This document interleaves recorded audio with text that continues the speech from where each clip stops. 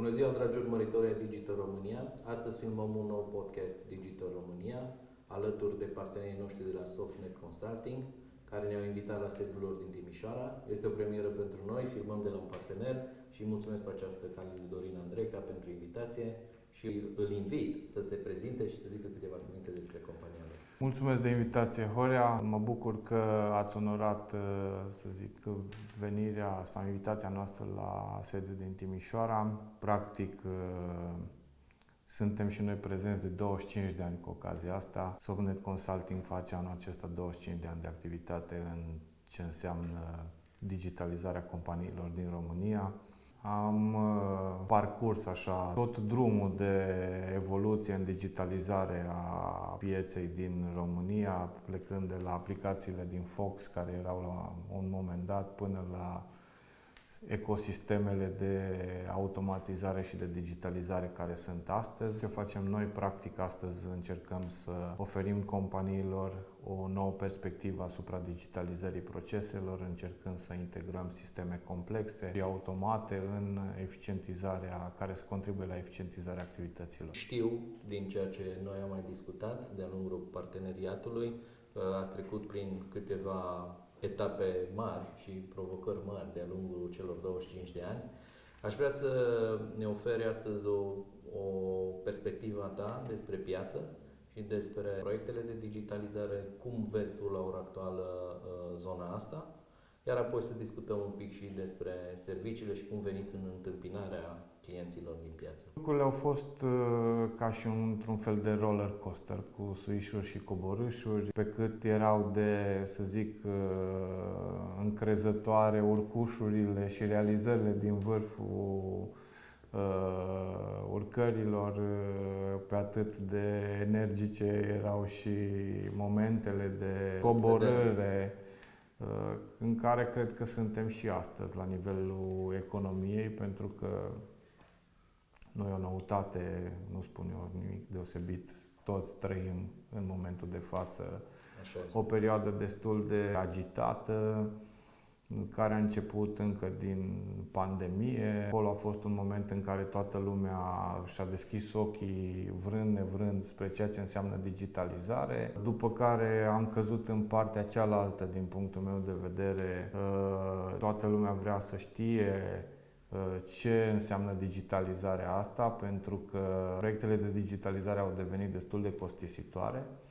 Un proiect de digitalizare nu îl mai faci cum era în urmă cu 25 de ani, cu 1500 de mărci sau 1500 de dolari, cât era un proiect atunci. Astăzi, pentru 1500 de dolari, eventual obții 2 zile de consultanță în care cineva vine și stă cu tine de vorbă.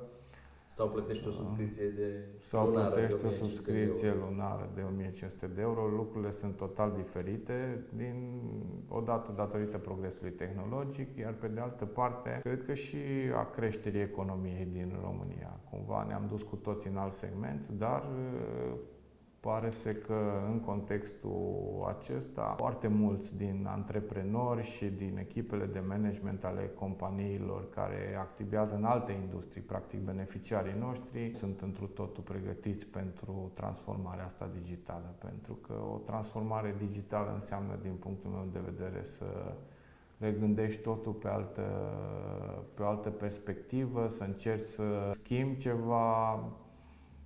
Iar în contextul în care tu ești într-o zonă în care zici, domnule, eu am construit ceva până astăzi care mi-asigură o anumită stabilitate, de ce ar trebui eu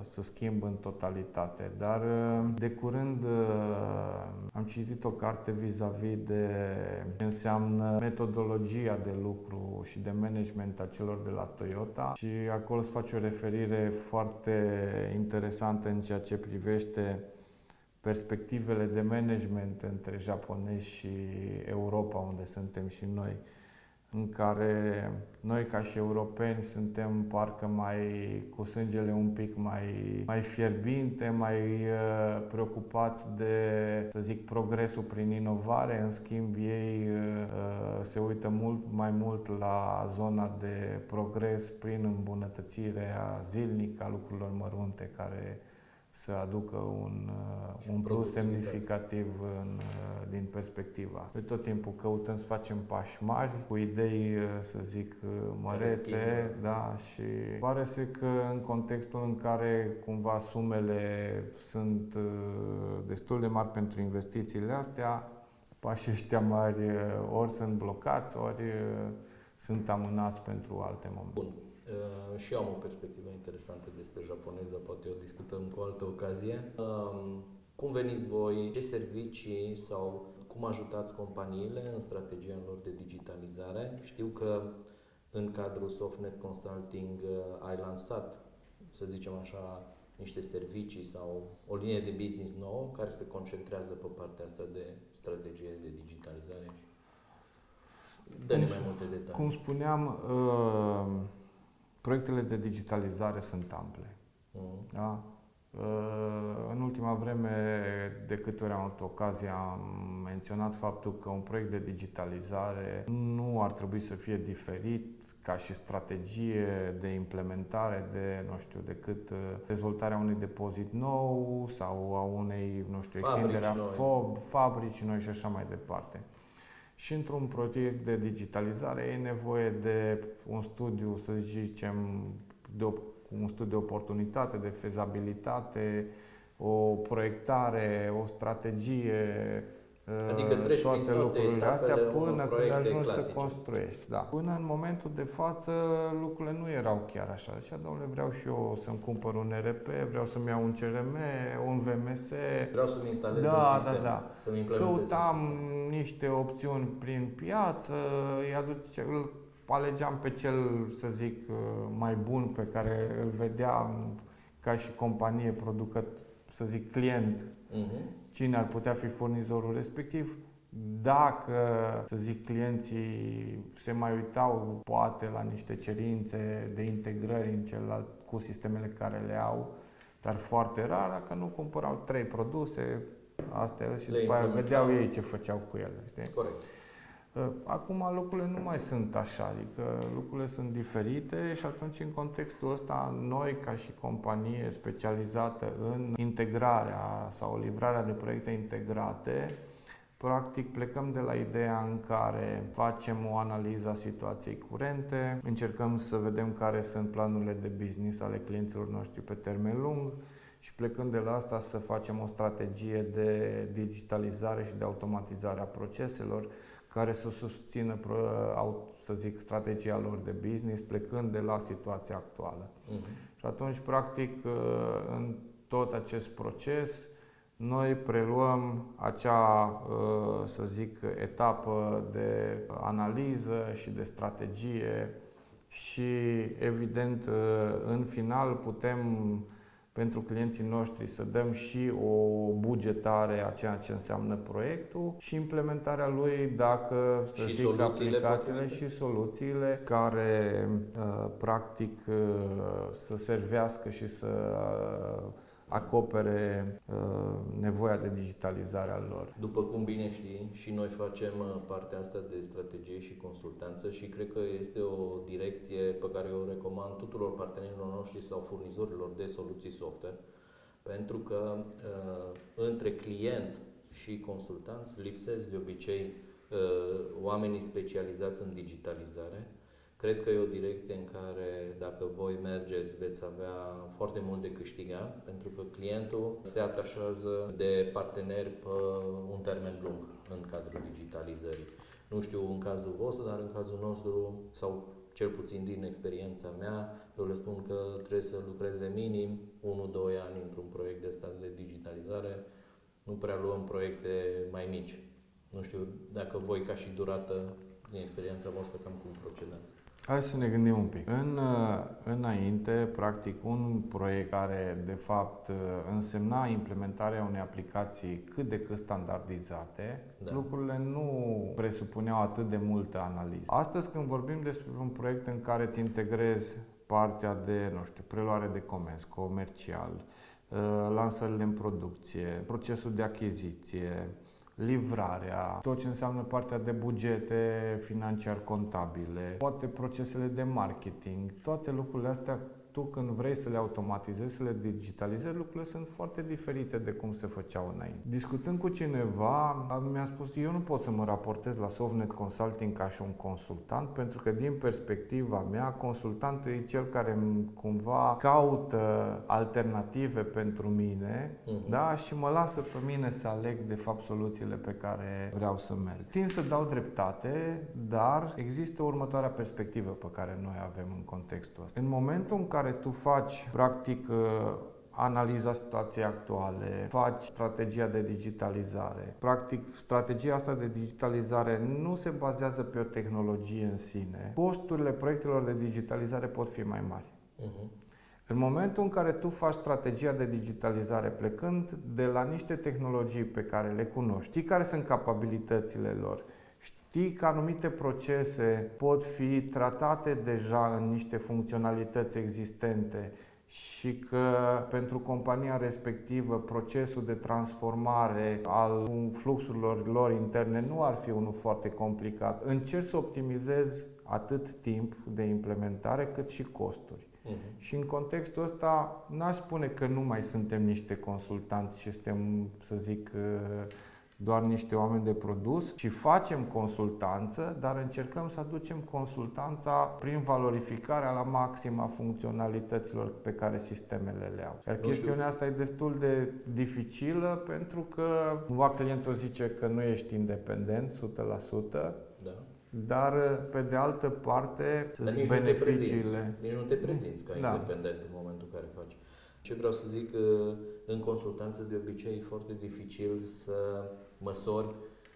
Eu am avut multe discuții cu clienții mei în care zic, bun, dar care sunt livrabilele, cum măsurăm? Da. Cred că în cazul vostru, atunci, odată ce strategia e făcută și apoi și recomandați soluțiile și implementați, e mult mai ușor să și măsori impactul și livrabilele pe care le aveți. Bun, am înțeles zona asta. Din câte știu, iarăși, lucrezi și ai demarat deja în cadrul Softnet Consulting și alte tipuri de servicii. Vrei să vii, din ce am discutat noi, în întâmpinarea provocărilor în zona de marketing și vânzări. Spune câteva cuvinte despre zona asta de marketing, serviciile pe care vreți să le oferiți pe divizia asta specială sau compania nouă din cadrul grupului. Păi, ce am făcut noi în proiectele noastre, în Softnet Consulting, de fapt, practic am încercat să închegăm cât mai bine tehnologii pentru clienții noștri. Așa. Da? Plecând de la ideea asta, practic avem un sistem ERP solid în portofoliul nostru, vorbim de ASIS ERP, avem un CRM internațional, CAS CRM, care la fel este extrem de solid și practic acoperea tot ce înseamnă procesul de vânzare, marketing, să zicem, partea de comunicare cu portofoliu existent sau customer service și așa mai departe. Aveam partea de BI, care e dezvoltat pe tehnologia Microsoft Power BI și toate procesele sau toate sistemele astea care noi le integrăm în ecosistemul și în platforma cloud de la Orin. Pe măsură ce provocările din piață sunt tot mai mari, atât noi intern cât și clienții noștri resimțeau nevoia unui tool integrat cu CRM-ul și cu finalitate în zona de ERP pentru partea de financiar, care să surprindă tot ce înseamnă procesul de marketing, customer journey până la generarea de lead. Și atunci noi ce am făcut? Practic am venit și am integrat o nouă platformă de marketing automation, lead generation și gestionarea procesului de generare, de prospectare și așa mai departe, cu CRM-ul pentru gestionarea procesului de vânzare și după aceea cu finalitate în ERP. Deci, în prima fază, ați, să zic așa, testat pe voi, pe serviciile pe voastre noi, și pe exact, echipa voastră. exact.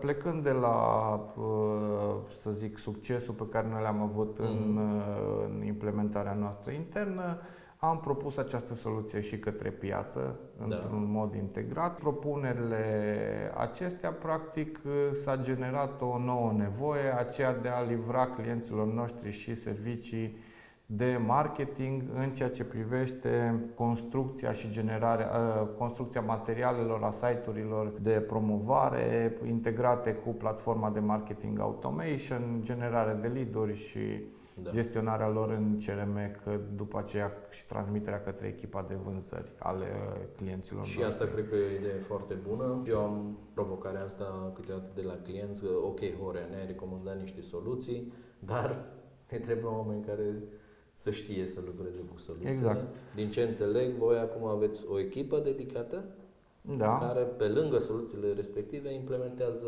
proiectul la client. Da, și practic noi adăugăm serviciilor noastre de tehnologie și servicii de marketing specializate, în general pe zona de generare de lead-uri. Bun. Hai să mergem atunci cu discuția mai departe, să ne ducem și în zona de sales. Cum simți piața și cum simți vânzările? Ai amintit ceva chiar la început despre vânzări, că e o perioadă mai dificilă. Pune perspectiva ta despre vânzări și aș face o corelație cu soluția CAS CRM pe care ai amintit-o, să ne dai mai multe detalii. Părerea mea este că toate companiile în momentul de față încearcă să se eficientizeze. Pentru că au dispărut marea majoritate a facilităților fiscale. Eu nu mai știu vreo industrie să mai aibă facilități fiscale astăzi. În contextul acesta, practic, toată lumea trebuie să devină preocupată în optimizarea proceselor, a utilizării resurselor în așa fel încât să-și păstrează business-ul într-o zonă de profitabilitate. Și atunci, principala grijă vine din a-ți crește vânzările sau măcar ați gestiona mai bine vânzările pe care le ai. Iar asta nu s-a putut întâmpla, nu se pot întâmpla fără un sistem CRM performant, util, care să aducă plus valoare pentru tine ca și companie, să ai informațiile într-o formă structurată, când ai nevoie, cum ai nevoie și să poți să le utilizezi după aceea în generarea și gestionarea de lead-uri. Așa.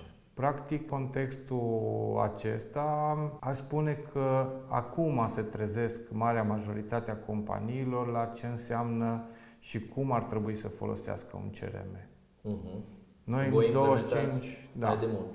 Noi am încercat încă prin 2010 să facem treaba asta. Am fost chiar parteneri Microsoft Dynamics pe CRM-ul pe care Microsoft îl oferă.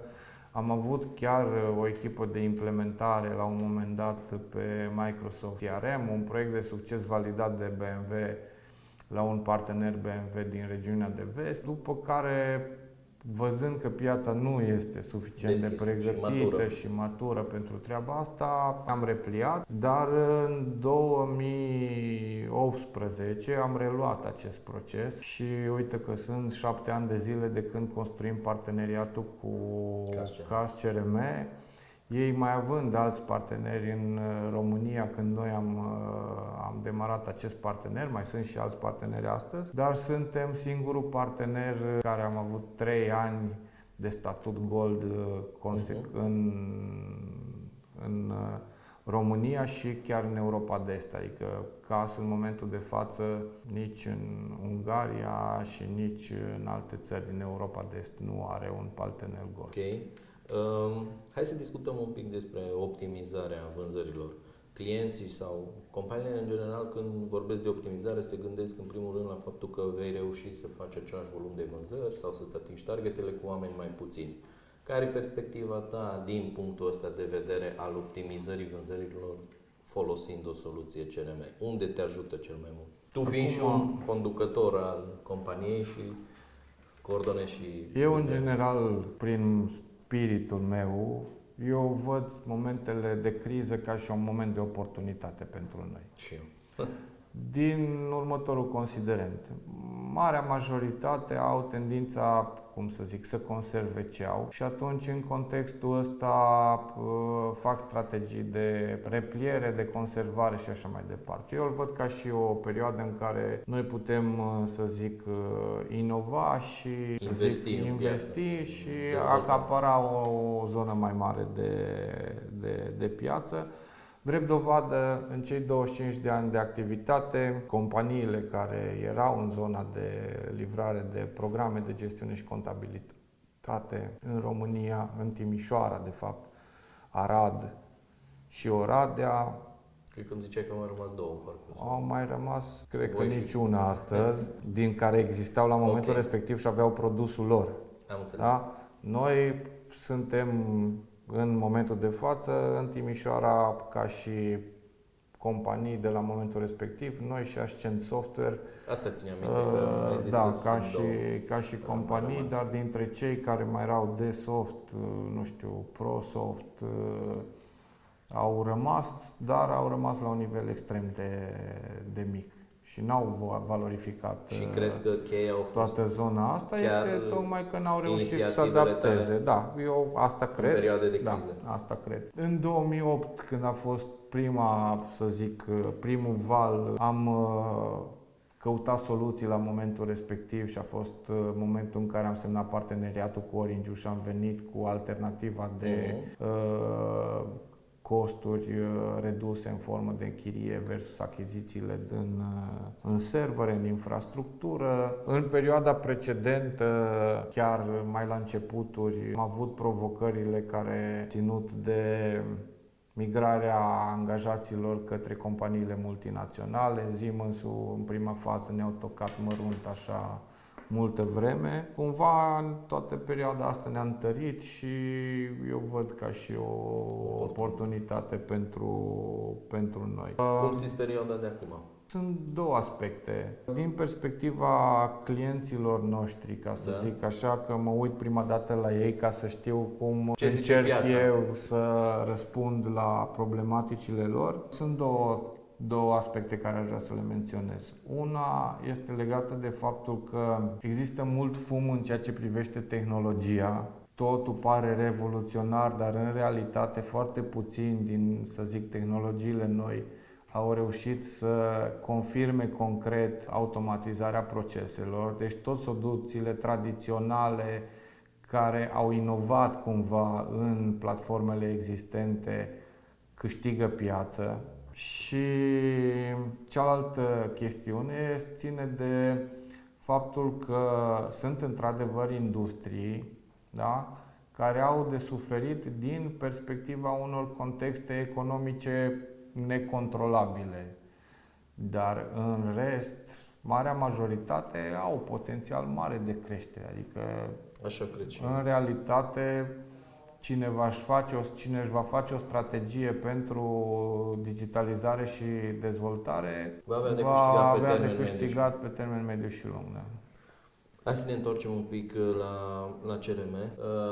Două aspecte aș vrea să te întreb pe care le-am observat în piață și în clienții în care am lucrat direct și la alți clienți.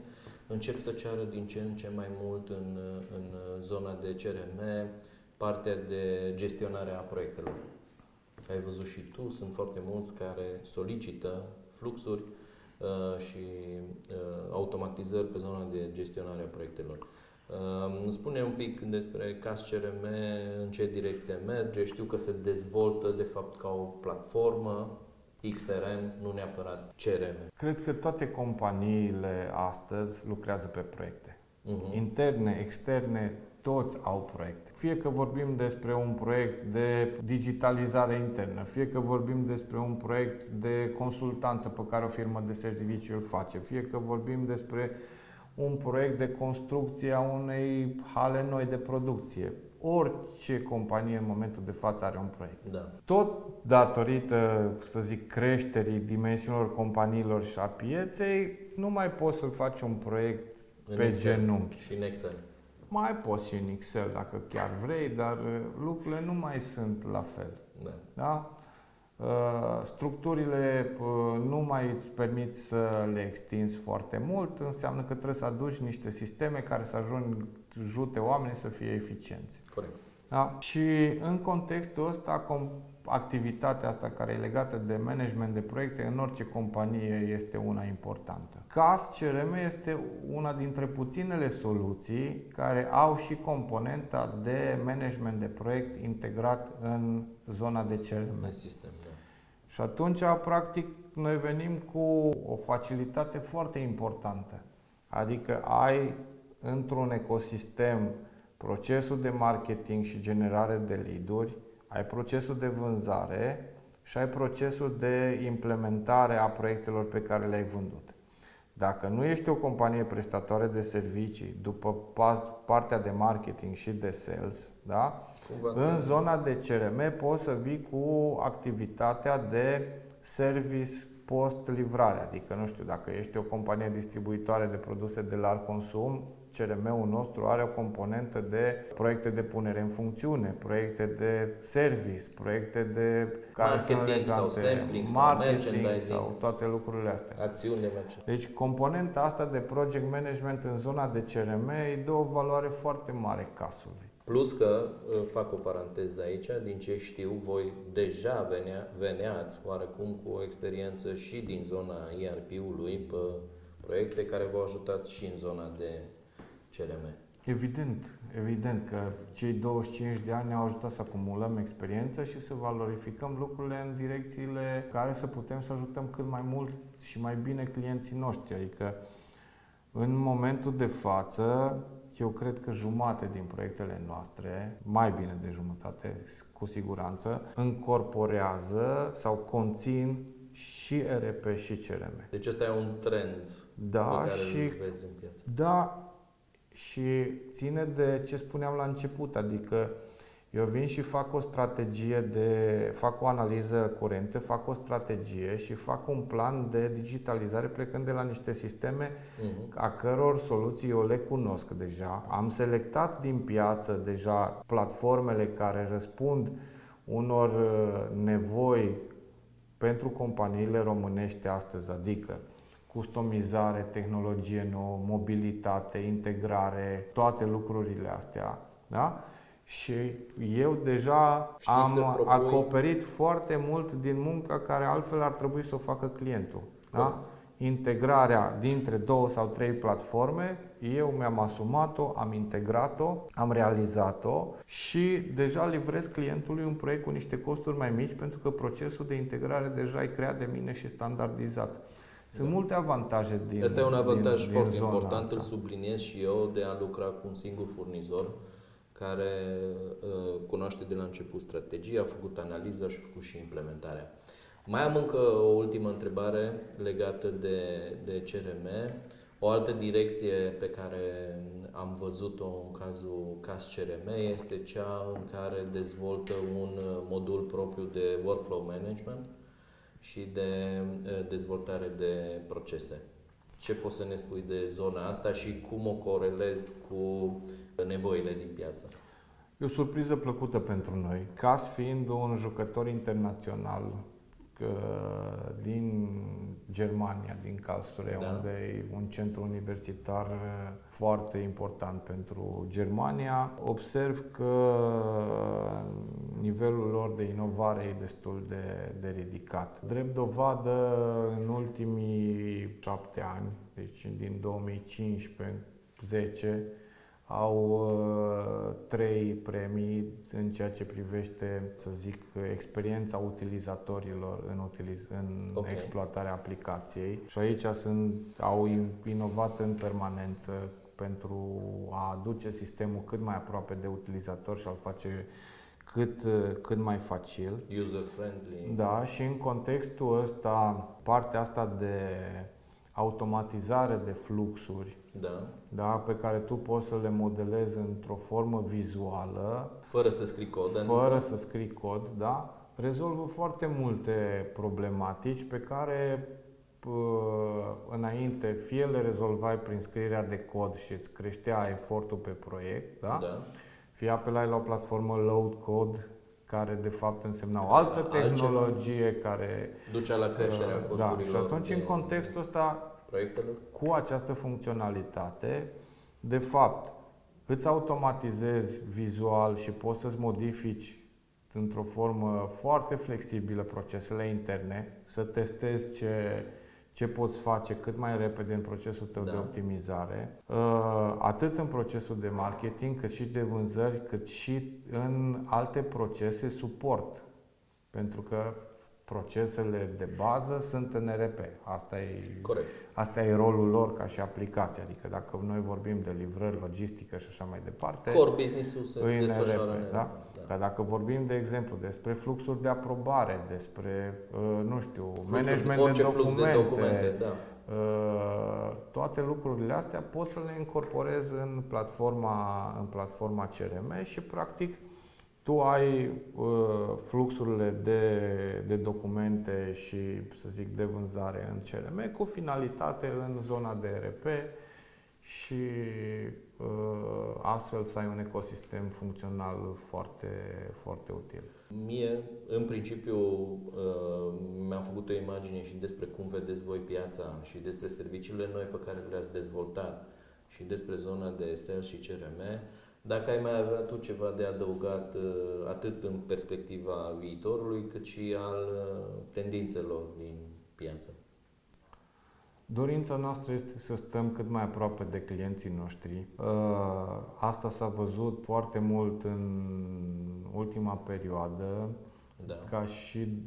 ca o deschidere din partea lor, pentru că realitatea este că marea majoritate a companiilor din România și din clienții noștri văd partea asta de digitalizare și relația cu noi în continuare ca și o chestiune de cost. Deci noi suntem doar o cheltuială, digitalizarea este o cheltuială care nu e privită din perspectiva suportului în dezvoltarea lor ca și companii, ci pur și simplu e un furnizor care consumă și care trebuie tăiat costurile cât de mult se poate. Deși, fac o paranteză aici, deși e ca o fabrică nouă sau ca un depozit nou, corect, nu e privit. Nu este, deci nu se vede. Și cumva asta e direcția în care noi vrem adică am fost tot timpul atenți la clienți, pentru că fiind un integrator de soluții și trăind exclusiv din prestația de serviciu, neavând un produs, da? Nu ai altă șansă decât să livrezi calitate. Da? N-am fi rezistat 25 de ani de piață dacă nu am fi livrat calitate în ceea ce facem. N-am pretenția că suntem cei mai buni, dar măcar ne propunem să ajungem acolo. Și atunci, în contextul ăsta, avem deja experiențe foarte bune cu clienți de-ai noștri, în care ne văd parte din echipa lor, participăm cu ei în multe momente în ședințe de strategie, de analiză, de business, în care noi venim și spunem cu argumentele noastre, da? Și același lucru căutăm și în relația cu noi clienți și parteneri pe care vrem să îi creăm, da? Pentru că noi vedem în relația cu clientul o relație de parteneriat pe termen lung și foarte lung. Cel mai vechi client al nostru astăzi este Unicarm Satul Mare din 2003. Am trecut 20 de ani de activitate de când lucrăm cu Unicarm și ei au crescut foarte frumos. Noi am crescut și zic și eu la fel de frumos ca și ei. Nu chiar, dar eu zic că faptul că au trecut 25 de ani de activitate spune ceva. Corect. Statistic, în România doar 2% din companiile înființate ajung să facă 25 ani de activitate.